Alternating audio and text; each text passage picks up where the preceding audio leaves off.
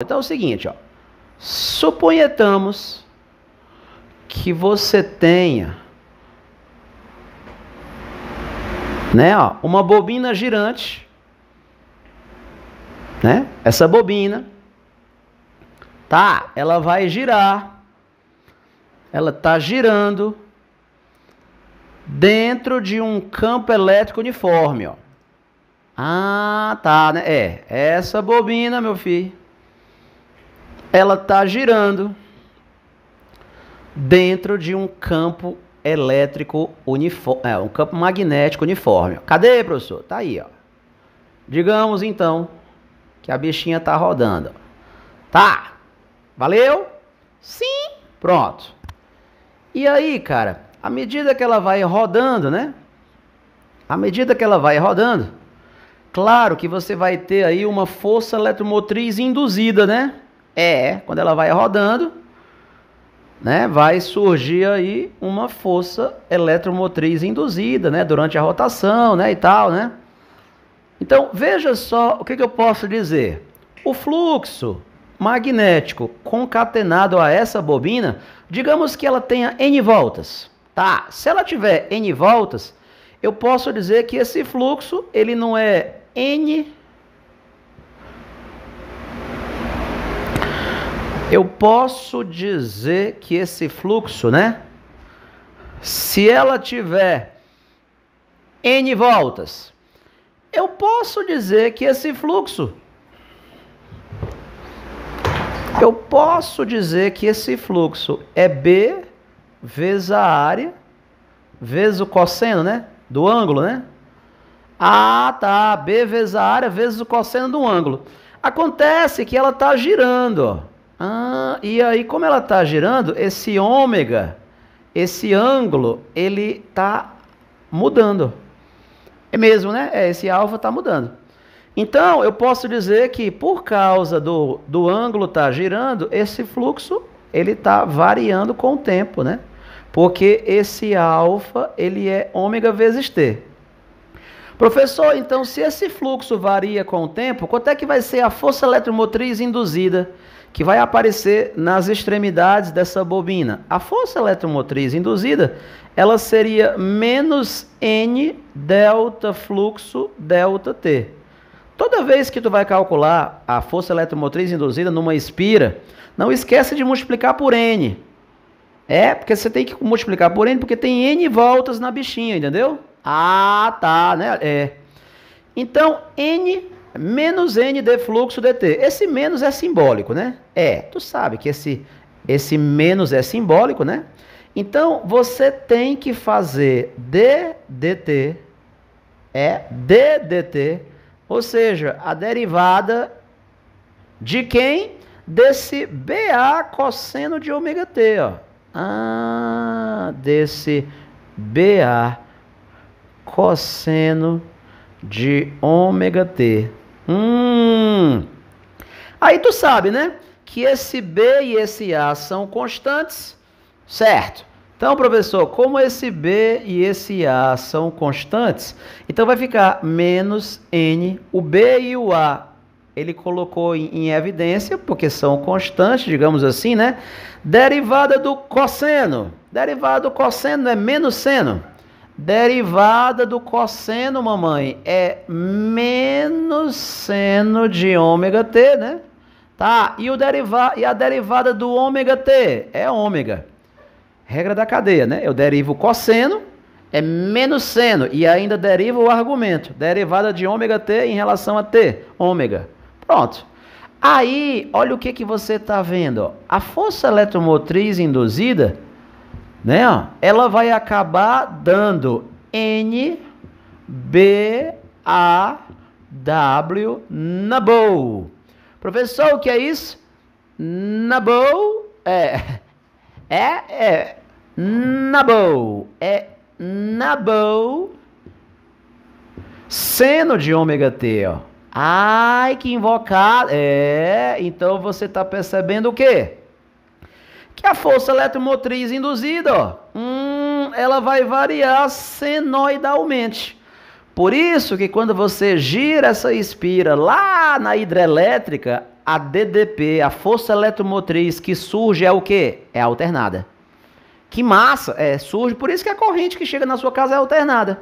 Professor, cara, tô entendendo, ó. Pronto, então a força eletromotriz induzida vai ser essa daqui. Vai! Esse termo bem aqui assim, ó, é o que a gente chama de tensão de pico. Hein? Tensão de pico. Então eu posso dizer que essa força eletromotriz induzida seria igual ao quê? A um certo... Aí a amplitude dessa senoide, tu pode chamar de Emax. Emax. É a amplitude, né? Dessa senoide. É o que alguém chamaria de tensão de pico. Ai, adoro tensão de pico. Que é isso? Deixa de frescura, mano. E aí, pronto. A tensão de pico seria esse N, né? Ó, na boa. Tensão de pico. Né? Tensão de pico.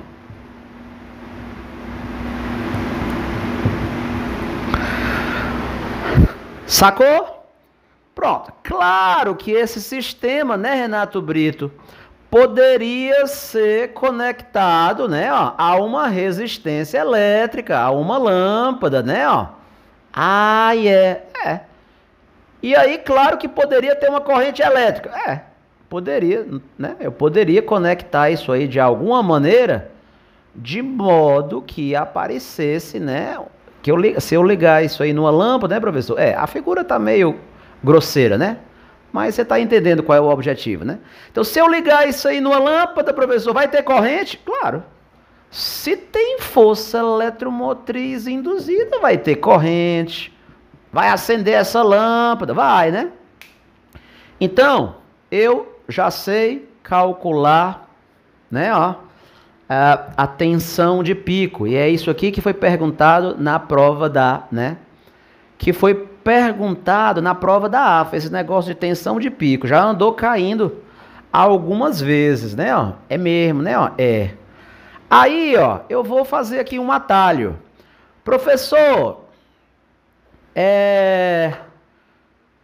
eu poderia então dizer, pessoal, que a corrente elétrica, né, ó, que vai aparecer ali, ó, seria E' sobre R, a resistência, né? Então, E' sobre R acabaria ficando o quê? Pronto, o E' não é isso daqui? Então, E' sobre R seria isso daqui dividido pelo R, né? Seria isso daqui dividido pelo R, ou seja, NABW, né, ó, seno de ômega T, tá bom, dividido pelo R. Eu preciso saber decorado? Rapaz, não, é mais fácil você entender o que eu tô fazendo e na hora você fazer, né? Né? E aí, aqui também, ó, vai ter a corrente de pico, porque a corrente vai ser senoidal, né? E aí a corrente de pico, vamos chamar de Imax. Imax é a corrente de pico, né? Então a corrente de pico seria a tensão de pico dividido pela corrente, né? A tensão de pico dividido pela resistência. Pronto, aí eu posso calcular qual é a amplitude dessa corrente elétrica senoidal, né? Não, professor, isso aí eu sei, né? Claro, né? Tá, Renato Brito. E aí? Pronto. E aí, cara, uma coisa que é muito comum é o cara perguntar sobre a potência aqui, ó. Professor, eu quero calcular a potência elétrica consumida naquela resistência. Amigo, a potência elétrica instantânea pode de T, ó, a potência instantânea pode de T, ó. Eu poderia fazer E' ao quadrado sobre R, não posso? O senhor pode. Eu posso fazer E' ao quadrado sobre R, né, ó, E aí, quando eu faço E' ao quadrado sobre R, ó, olha como é que ficaria.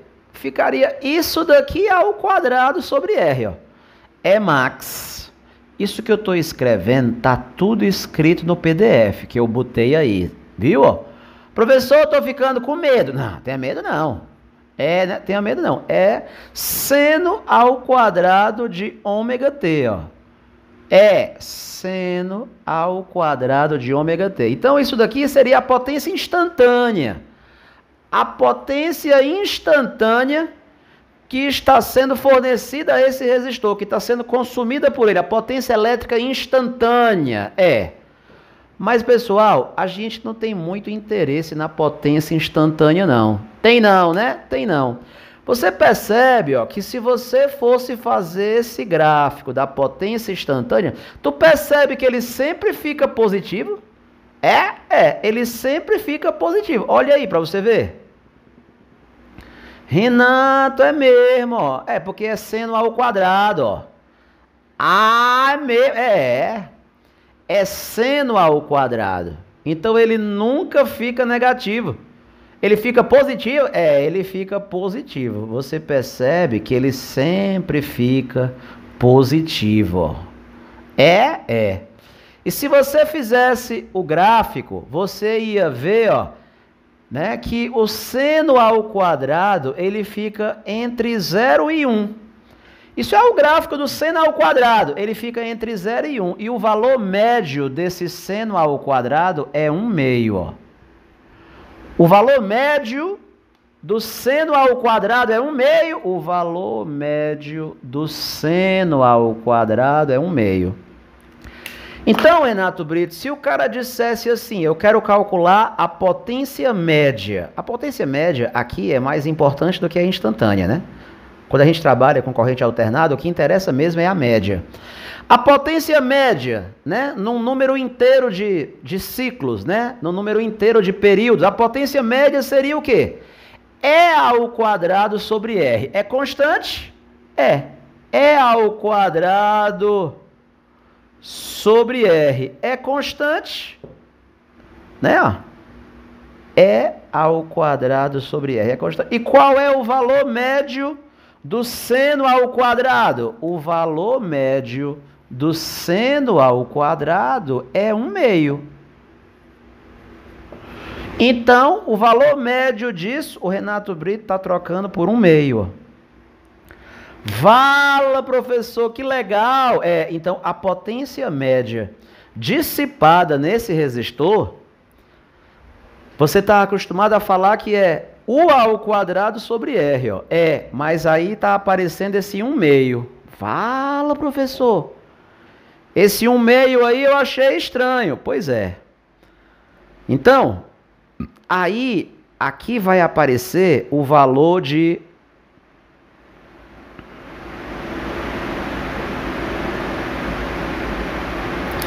Aí aqui vai aparecer o conceito de tensão eficaz e corrente eficaz.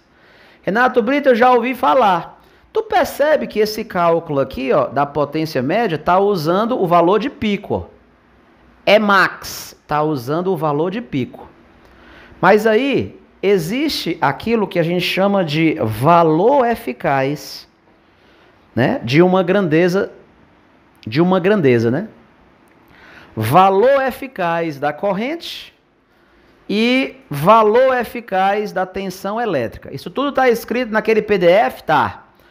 Chamamos de valor RMS, ou valor eficaz, o valor da corrente contínua, constante, que produz o mesmo efeito Joule que essa corrente elétrica produziria em um período.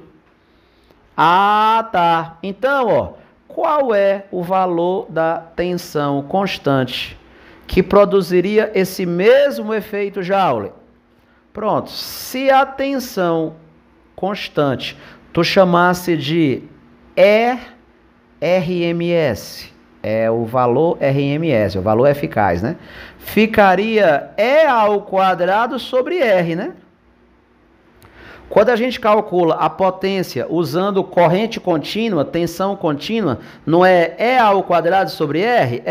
Quando você iguala isso daqui, ó, você vai acabar encontrando que o valor RMS, ou o valor eficaz, né, da tensão elétrica alternada seria então o quê? É o valor de pico dividido por raiz de 2, ó. Porque vai tirar a raiz quadrada, tá vendo, ó? Ah, é o valor de pico dividido por raiz de 2. O valor médio ou o valor eficaz, né? O valor RMS. O que é RMS? É root mean square, né? É a raiz quadrada da média dos quadrados, né? É o valor de pico dividido por raiz de 2. A mesma coisa você iria encontrar para a corrente elétrica RMS. Ela seria o quê? A corrente de pico dividido por raiz de 2. Professor, agora eu estou ficando confuso. O que eu tenho que saber? Resumindo é o seguinte, ó. Quando você vai fazer as contas com potência, energia, potência, né? Mas isso daí está misturado com corrente alternada, tensão alternada. Você precisa decidir se você vai usar o valor RMS ou se você vai usar o valor de pico. O valor de pico é esse valor que aparece, é a amplitude aqui, né? É a amplitude, ó. Professor, então, o que eu devo fazer quando eu utilizo um? O que é que eu devo fazer quando eu utilizo o outro? Como isso tudo está escrito nesse PDF, né? A lousa é pequena, né? Eu vou te contar aqui, ó. Como é que você calcula, então, a potência para usar nas questões? Professor, seja bem prático, seja objetivo. A regra vai ser o seguinte, ó. Se você usar o valor de pico, se você usar o valor de pico, vai ter que usar esse 1/2. Se você usar o valor de pico, tem que usar 1/2. Por exemplo, eu posso dizer que é o valor de pico ao quadrado sobre R? Mas tu tá usando o valor de pico? Tô! Então, tu vai ter que usar 1/2. Tem que usar 1/2. Renato Brito, eu quero usar aquela fórmula RI ao quadrado. Tá bom, mas tu quer usar a corrente de pico ou a corrente eficaz? Não, eu quero usar a de pico. Então se você usar a de pico, sim, aí você tem que usar aquela 1/2. Professor, eu não quero usar esse 1/2 não. Então não use o valor de pico. Use o quê? Use o valor eficaz. Essa é a potência média. Na prática, a gente precisa usar a média nas questões, entendeu? A potência instantânea só serviu para depois eu achar a média. Então, se eu vou usar a potência média, mas não quero que use esse 1/2, então não use o valor de pico. Use o valor RMS. Eu posso dizer, então, que é E ao quadrado sobre R? Pode, é só você usar o valor RMS, ó. Aí você nem precisa colocar aquele 1/2. Eu posso fazer RI ao quadrado? Pode, desde que esse I seja o valor RMS, o valor eficaz. Aí tu nem precisa colocar 1/2. É só usar o valor RMS, o valor eficaz. Aí tu nem precisa colocar 1/2. Professor, mas quando eu coloco um aparelho para medir, ele mede o quê? O valor eficaz ou ele mede o valor de pico? Ele mede o valor eficaz. Quando eu coloco, tem uns alicates que você usa para medir corrente alternada, com base na lei de Ampere. Tu pega o alicate, fecha aqui, ó, para medir a corrente que está passando. Aí ele mede o quê? Ele mede o valor, né, eficaz. Ele mede o valor RMS? Ele não mede o valor de pico, não, né? Não sabia não, pois é. Professor, na prova da AFA caiu o quê, hein? Na prova da AFA caiu esse negócio de Nubble. Nubble, foi. Não sabia esse negócio de Nubble, não, pois agora já sabe. Caiu na AFA, pode cair em qualquer lugar, e aí, né, tem Nubble. Tem também a corrente de pico, que é só pegar esse Nabol e dividir pelo R, né? Nesse PDF que eu coloquei aí. Depois tu lê com calma, entendeu? Vocês estão entendendo ou estão fingindo? Fala aí para mim no chat. Pode falar a verdade. Professor, não estou entendendo nada, estou fingindo.